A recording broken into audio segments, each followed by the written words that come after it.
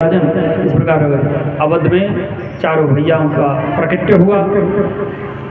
इधर माँ से दिवस बाद दिवस पुनः रमना जाने कोई रथ समेत रव था क्यों निशा कवन विद हो। मानो ऐसा लग रहा था सूर्य नारायण थक करके बैठे गए हों।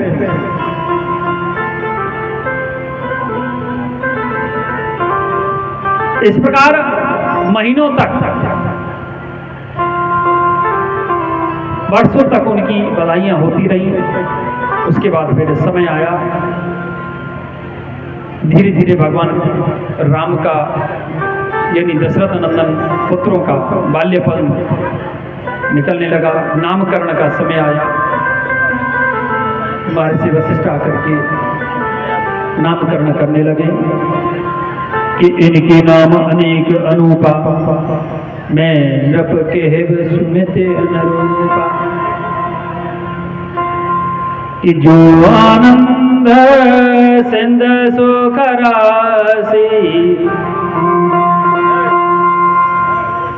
जो आनंद सिंध सुख राशि, जो आनंद सिंध सुख राशि, जो आनंद सिंध सुख राशि, जो आनंद सिंध सुख राशि, करती दिया लोक सुपासी, करती लोक सुपासी, जो सुख धाम राम कसनामा, जो सुख राम धाम हसनामा, अखिल वेदा यक विश्रामा, अखिल लोक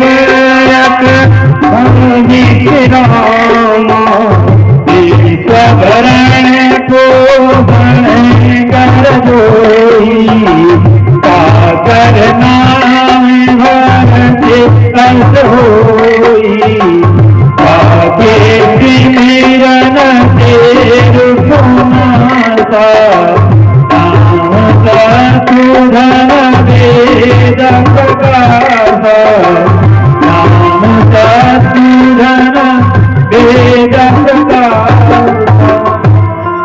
जो आनंद का सागर है, सुख की राशि है, उस पुत्र का नाम होगा श्री राम। विश्व का भरण पोषण करने वाले पुत्र का नाम होगा श्री भरत। और जिसके स्मरण मात्र से समस्त शत्रुओं का विनाश हो जाए, उस पुत्र का नाम होगा श्री शत्रुघ्न लाल। और कहते हैं अंत में कि लक्षण धाम सो राम प्रिय सकल जगत आधार, गुरु वशिष्ठ तई राखा लक्ष्मण नाम उदार। बोले जाओ, जो सकल का आधार है, सारे जगत का आधार होगा, जो भगवान श्री राम को सबसे ज्यादा प्रिय होगा, उस पुत्र का नाम होगा श्री लखन लाल। श्री लखन लाल जी महाराज की जय हो, जी महाराज की जय हो, जी महाराज की जय हो, रामचंद्र की जय हो। इस प्रकार चारों भाइयों का नामकरण हुआ। कहते तुलसीदास बाबा लिखे कि भाई कुमार जबई सौराता, दीन जनेऊ गुरुपित माता, गुरु ग्रह पढ़ने गए रघुराई और अल्पकाल विद्या सब पाई। थोड़े से समय में गुरु वशिष्ठ के आश्रम में जाकर के समस्त विद्याओं का अध्ययन करके श्री भगवान राम अपने चारों भाइयों के साथ, तीनों भाइयों सहित आए। एक दिन श्री गादी नंदन महर्षि विश्वामित्र का आगमन हुआ और उनके आगमन से राजा दशरथ बड़ा प्रसन्न हुए, लेकिन उनके वचन से बड़ा दुखी हो गए। और श्री गादी नंदन श्री विश्वामित्र जी कहे कि कहने लगे, अनुज समेत देव रघुनाथा, अनुज समेत देव रघुनाथा, निश्चर बधन होए सनाथा। अनुज समेत रघुनाथ जी को दे दो। तो अनेक प्रकार से श्री दशरथ जी दुखी हो गए, लेकिन तब वशिष्ठ बहुविद्य समझ आवा, कहते तब वशिष्ठ बहुविद्य समझ आवा, न संदेह ना सकहि पावा। अनेक अनेक प्रकार से वशिष्ठ जी ने समझ आया और उनके मन का कष्ट दूर हुआ। तब श्री भगवान राम लक्ष्मण जी के साथ विश्वामित्र जी के साथ में वन के लिए गमन किए। ताड़क वन में जाकर के तारका नामक राक्षसी का वध किए और सुबाहु नामक राक्षस का वध किए। तीसरा, सुबाहु का भैया ताड़का का बेटा है मारीच। मारीच को बिन फन बान राम तही मारा, सत जो जनगा सागर पारा। बिना फन बाना वाला बाण राम जी ने मारीच को मारा, जिससे मारीच 100 योजन पार समुद्र के दूसरे किनारे में जाकर के लंका में गिरा। इधर तुलसीदास बाबा लिखे कि धनुष यज्ञ सुन रघुकुल नाथा, हारा से चले मुनिवरी के साथ। धनुष यज्ञ की बात सुनकर के महर्षि विश्वामित्र के साथ अयोध्या के लिए प्रस्थान कर गए।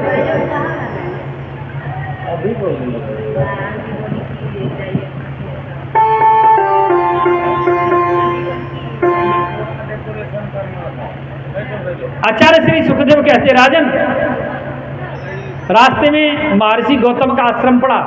गौतम नारी श्राप बस उपल देह धर धीर, चरण कमल रज चाहती कृपा करो रघुवीर। इस प्रकार से भगवान राम को विश्वामित्र जी आज्ञा किए। भगवान राम चरण उठाए, जैसे चरण की धूल से माता अहिल्या का उद्धार हुआ। बोली वत्सल भगवान की जय। इस प्रकार से जब उनका उद्धार हो गया तो आगे मिथिला में प्रवेश किए। माता सीता से भगवान राम का पहली बार भेंट जो हुई वो पुष्प वाटिका में हुई। उसके बाद स्वयंवर की तैयारी हुई और स्वयंवर में लिखा है कि भूप सहज 10 एक 12 लगे उठावन टरई न टारा।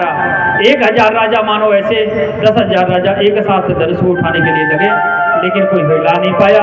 और श्री तुलसीदास बाबा बताए हैं कि रावण भी आया था, रावण हाथ छुओ नहीं चापा।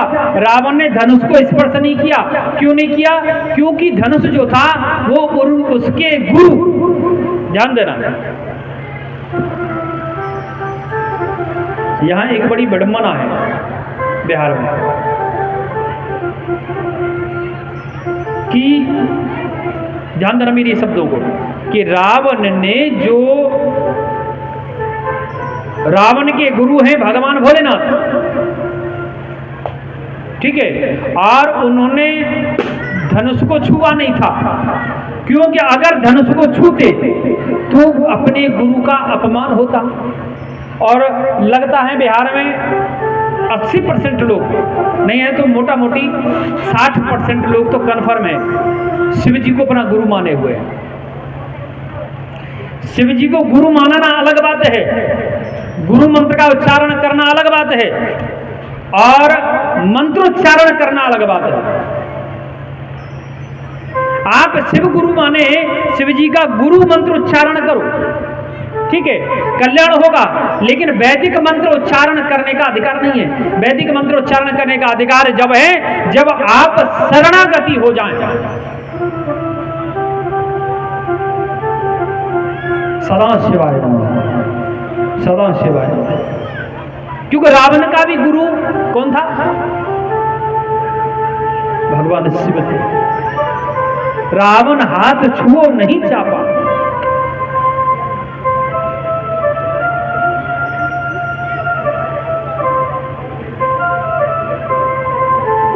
शिव जी को गुरु मानना अलग बात है और इष्ट मानना अलग बात है।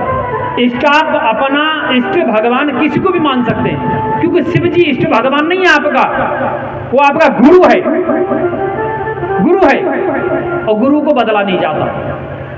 और जब तक आप अपने जीवन में गुरु नहीं बनाओगे तो हमारा कल्याण नहीं हो सकता, जब तक वैदिक मंत्र उच्चारण करने का हमें अधिकार भी नहीं है। हाँ। फिर राधे, एक आवश्यक सूचना, आप सभी भक्त ध्यान दें। आप में से अगर किसी भक्त के पास 6 महीने का बालक हो गया तो आप हो गया। हमारी सरपंच माता जिस भी माता को बोल के आई हैं, बच्चा बाहर यहाँ मंगाओ मंच को। किनका है नाम बताओ हमें? महेश्वरी, महेश्वरी चौधरी। महेश्वरी चौधरी कहाँ है? हाथ उठा के दिखाओ थोड़ा, कहाँ है? हाथ उठा के बताओ। उनकी पत्नी हो महेश्वरी चौधरी की जी। महेश चौधरी का नाती है, कहाँ है, लेके आओ उसको। अब तुम्हारा समधी समदिन तुमसे लड़ेगा कि हमारा पोता के कहाँ छा, केकरो दान करी छो तो हमरा पोता के।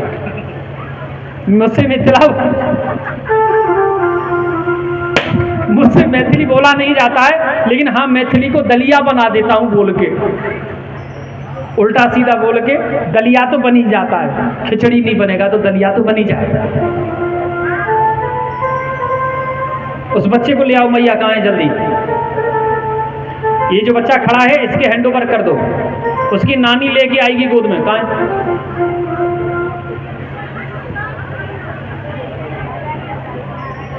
भैया लाल टी शर्ट वाले भैया, अरे लाल टी शर्ट वाले भैया, आप थोड़ा व्यवस्था बनवाओ, कथा रुक जाएगा नहीं बीच में। बोली भक्तवत्सल भगवान की जय हो। बेटा सनी, आप अकेले बच्चे को मत लेके जाना, उसकी माँ या उसकी नानी को साथ में लेके जाना, तो बच्चा आया रोएगा। बेटा सबको आरती घुमा दो एक बार।